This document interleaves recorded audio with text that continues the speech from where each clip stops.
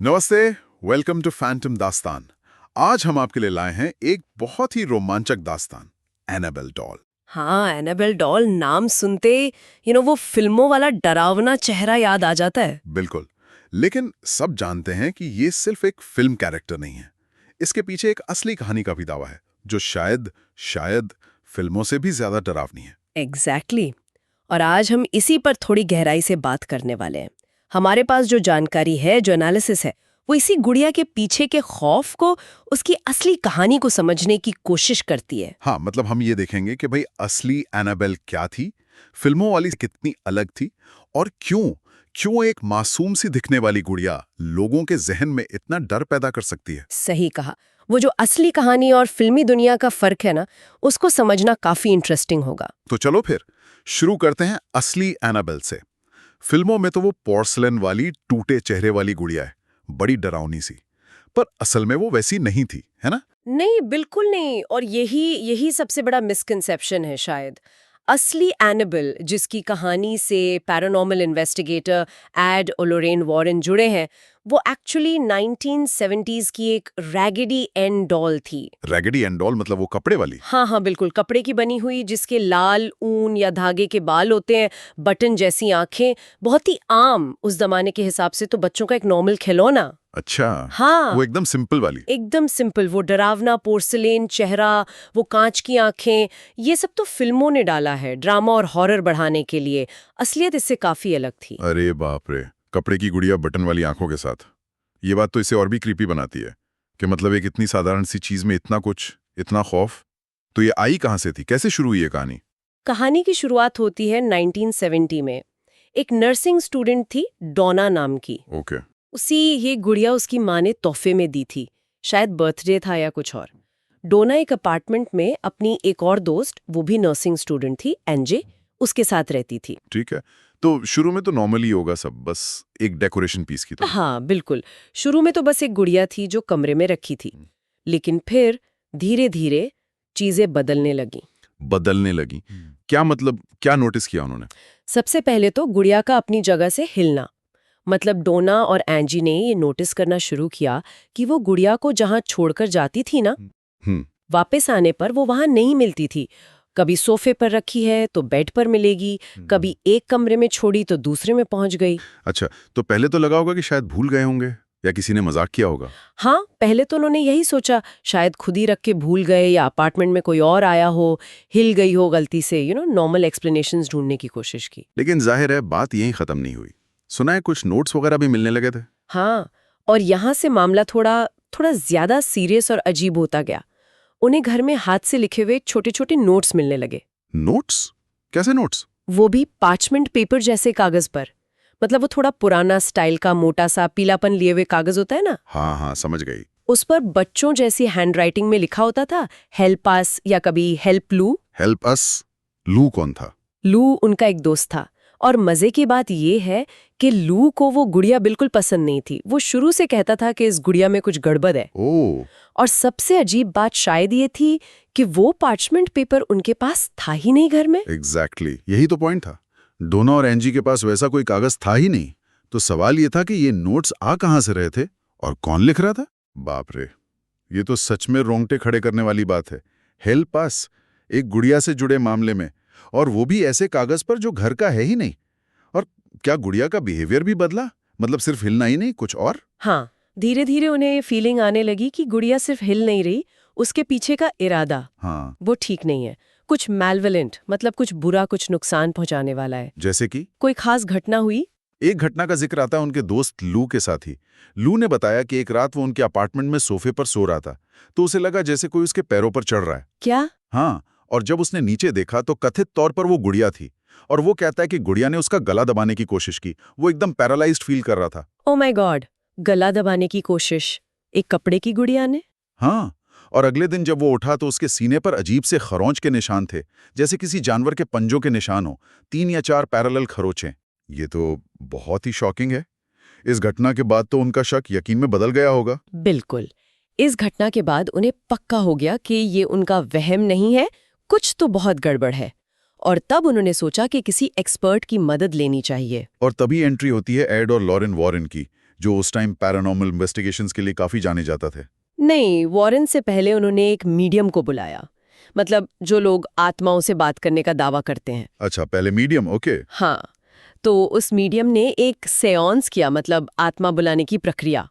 और मीडियम ने बताया कि गुड़िया में एक छोटी बच्ची की आत्मा है। बच्ची के आत्मा? हाँ, उस बच्ची का नाम एनाबेल हिगिंस था। कोई 7 साल की बच्ची थी और कथित तौर पर उसी बिल्डिंग कॉम्प्लेक्स में या उसके पास उसकी मौत हो गई थी। ओह। मीडियम ने कहा कि एनाबेल की आत्मा अकेली है, उसे डोना और एंजी अच्छी लगती हैं और वो बस उनके साथ रहना चाहती है। वो किसी को नुकसान नहीं पहुंचाना चाहती। एक 7 साल की बच्ची की आत्मा, ये सुनकर तो किसी को भी तरस आ जाएगा। डोना तो नर्सिंग स्टूडेंट थी, शायद उसने यकीन कर लिया। हाँ, डोना और एंजी को उस कहानी पर यकीन हो गया। उन्हें उस बच्ची की आत्मा पर तरस आ गया और उन्होंने उसे गुड़िया में रहने की परमिशन दे दी। परमिशन दे दी? मतलब ओके, तुम रह सकती हो? हाँ, एक तरह से उन्होंने सोचा कि वो एक बेचारी आत्मा की मदद कर रही हैं, लेकिन शायद ये उनकी सबसे बड़ी गलती थी। गलती क्यों? क्योंकि जब ये बात किसी तरह एड और लॉरेन वॉरेन तक पहुंची, उनका टेक इस पर बिल्कुल अलग था। अच्छा, उनका क्या कहना था? वो तो एक्सपर्ट माने जाते थे इन चीजों के। हाँ, और यहीं उनकी एक्सपर्टीज काम आई।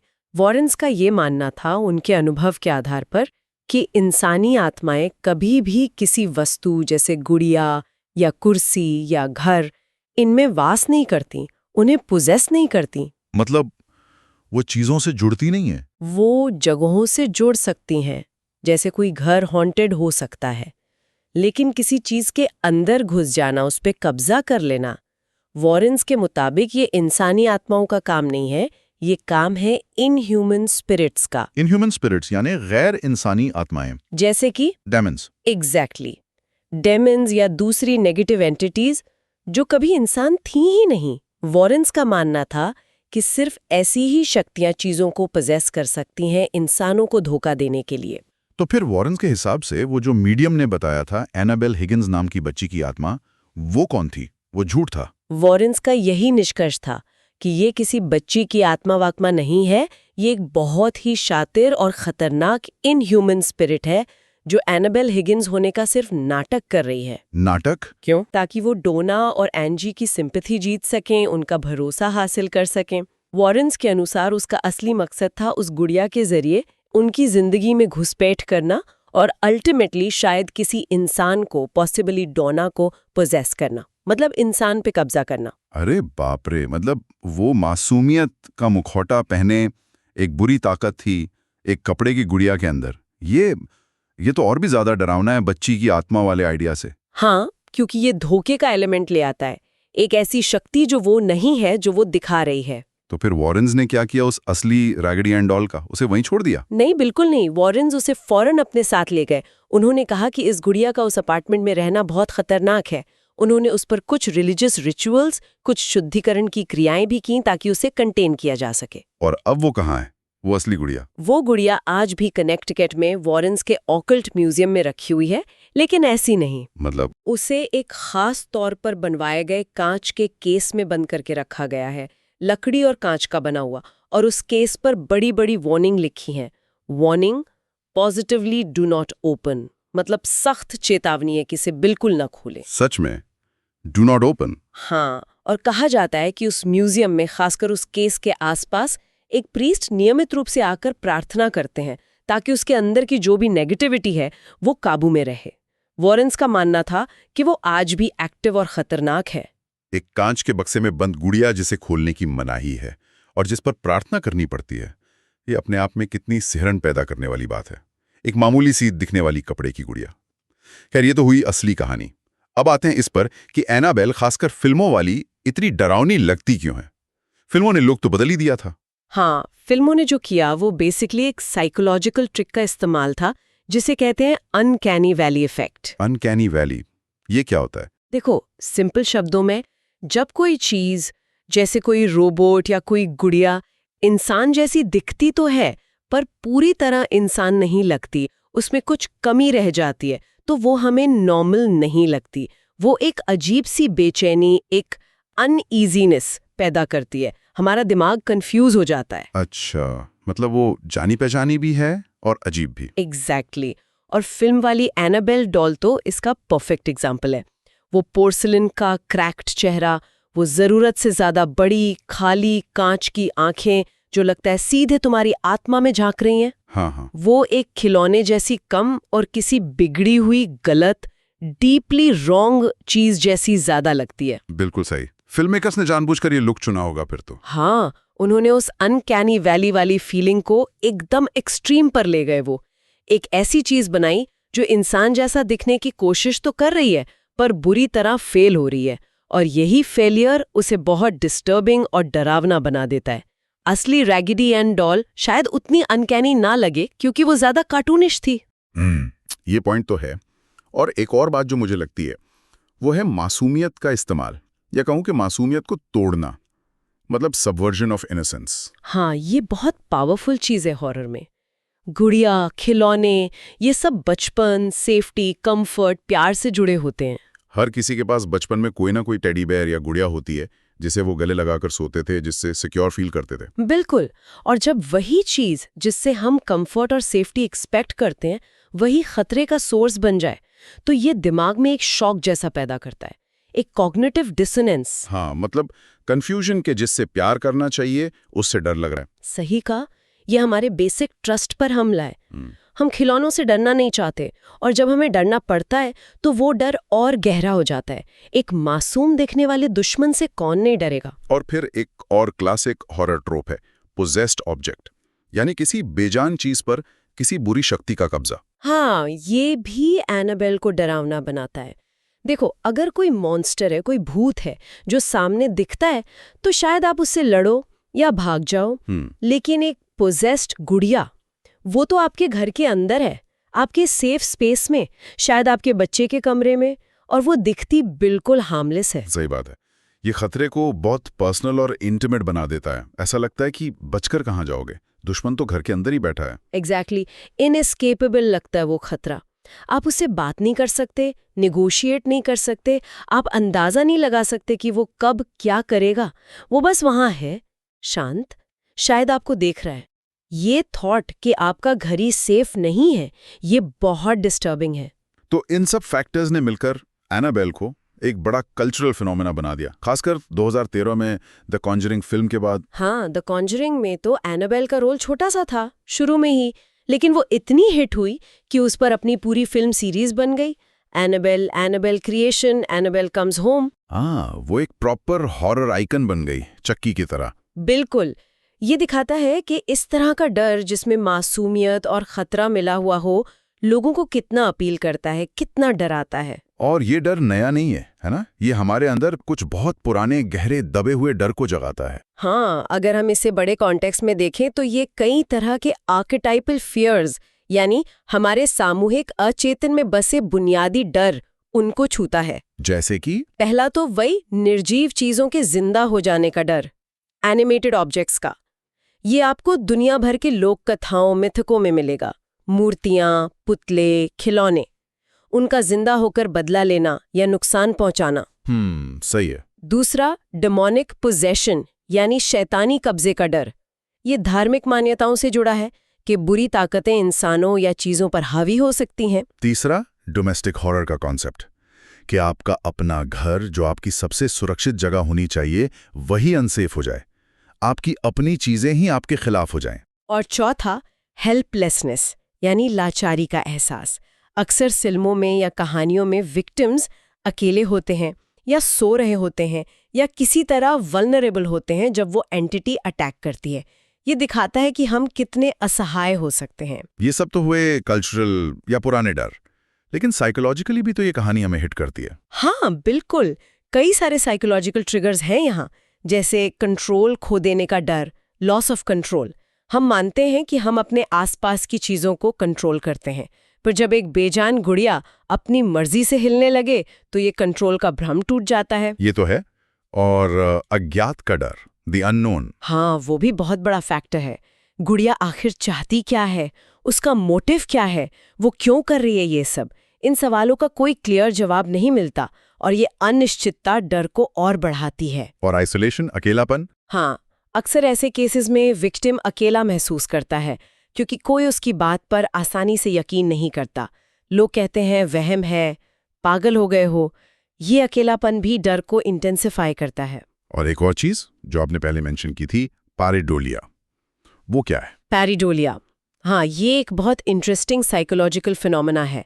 ये हमारे दिमाग की एक आदत है कि हम रैंडम पैटर्न्स या चीज़ों में जाने पहचाने चेहरे या आकार देख लेते हैं। जैसे बादलों में जानवर दिखना। एग्जैक्टली, या दीवार की सीलन में कोई शक्ल दिख जाना। अब गुड़िया के केस में क्या होता है कि उसका चेहरा तो होता ही है इंसानों जैसा, तो पैरिडोलिया की वजह से हमें ऐसा लग सकता है कि गुड़िया हमें घूर रही है या उसके एक्सप्रेशन बदल रहे हैं, वो मुस्कुराई या उसने गुस्सा दिखाया, जबकि असल में वो बेजान है।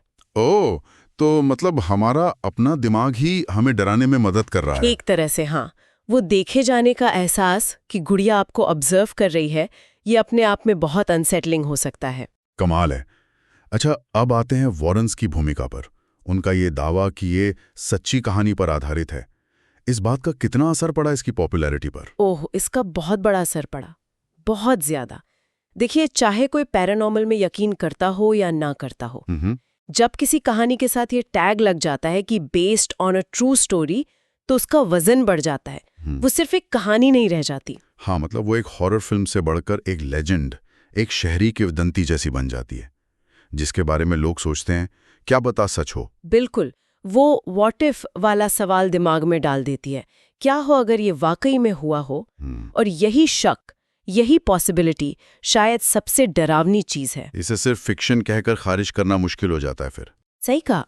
वॉरेन्स की इन्वॉल्वमेंट, उनके इंटरव्यूज, उनका वो म्यूजियम जहां वो गुड़िया आज भी रखी है, इन सब चीजों ने एनाबेल को सिर्फ एक फिल्मी मॉन्स्टर नहीं रहने दिया, उसे एक मॉडर्न मिथ बना दिया। लोग आज भी उस म्यूजियम के बारे में, उस गुड़िया के बारे में बात करते हैं, गूगल करते हैं। ये चीज उसे जिंदा रखती है। तो अगर हम सब कुछ समेटें, तो एनाबेल का जो असली खौफ है, उसका जो एसेंस है, वो कहाँ से आता है? क्या चीज़ है जो इसे इतना इफेक्टिव बनाती है? मेरे ख्याल से जो कोर फियर है, वो इस बात से आता है कि ये एक बहुत ही परिचित, फेमिलियर, जानी पहचानी चीज को खतरनाक बना देती है। एक गुड़िया जो बचपन, मासूमियत, सुरक्षा का सिंबल है, उससे ही डर और अनिश्चित खतरे का सोर्स बना देना। हाँ, ये बचपन की नॉस्टैल्जिया को एक बुरे सपने में बदल देती है। बिल्कुल, लेकिन ये सिर्फ एक चीज नहीं है, ये एक कॉम्बिनेशन है, एक मिक्सचर है। मिक्सचर? किस किस चीज़ का? इसमें वॉरेन्स द्वारा बताई गई वो असली कहानी का एलिमेंट है, चाहे आप उसे माने या ना माने। फिर फिल्मों का विजुअल हॉरर है, वो अनकैनी वैली इफेक्ट है।